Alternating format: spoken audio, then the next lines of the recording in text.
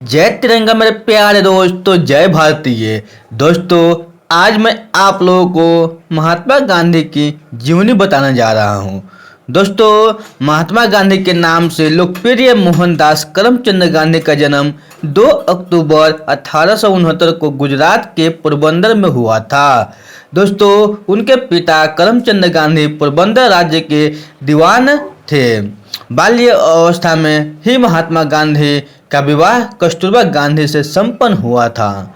जब महात्मा गांधी 15 वर्ष के थे तब उनकी पहली संतान का जन्म हुआ, लेकिन कुछ दिनों में उसकी मृत्यु हो गई।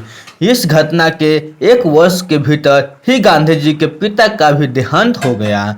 दोस्तों, एक औसत विद्यार्थी के तौर पर गांधी जी ने पोरबंदर से प्राथमिक और राजकोट से हाई स्कूल की परीक्षा उत्तीर्ण की। 4 सितंबर 1888 को गांधी जी कानून की पढ़ाई करने के लिए लंदन चले गए। लंदन में रहने के लिए दौरान गांधी जी ने अपना पहनावे और बोलचाल में विदेशी संस्कृति को ग्रहण कर लिया, लेकिन खान पान के मामले में वह विशुद्ध शाकाहारी थे। माता के निधन की सूचना पाकर उन्हें भारत लौटना पड़ा। सन 1883 में गांधी जी ने दक्षिण अफ्रीका के औपनिवेशिक क्षेत्र नटाल स्थित एक भारतीय फर्म अब्दुल्ला एंड कंपनी में काम करने का 1 वर्ष का करार किया।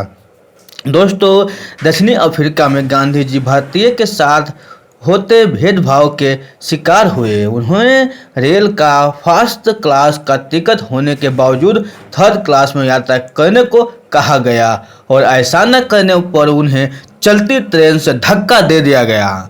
दक्षिण अफ्रीका में रहते हुए गांधी जी ने रंग भेद नीति के खिलाफ कई आंदोलन किए। सन 1915 में भारत लौटने के बाद गांधी जी प्रतिष्ठित कांग्रेसी नेता गोपाल कृष्ण गोखले के संपर्क में आए। वो भारतीय राष्ट्रीय कांग्रेस में आम जनता के हितों को लेकर अपनी आवाज़ उठाते थे।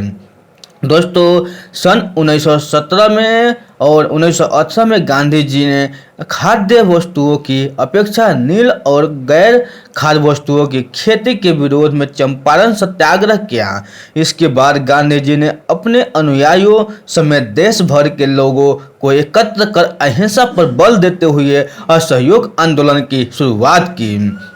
उन्होंने भारतीय नागरिकों को विदेशी वस्तुओं के बहिष्कार करने और स्वदेशी चीज़ों को अपनाने पर जोर दिया। देश भर में गांधी जी की लोकप्रियता चरम पर पहुंच चुकी थी।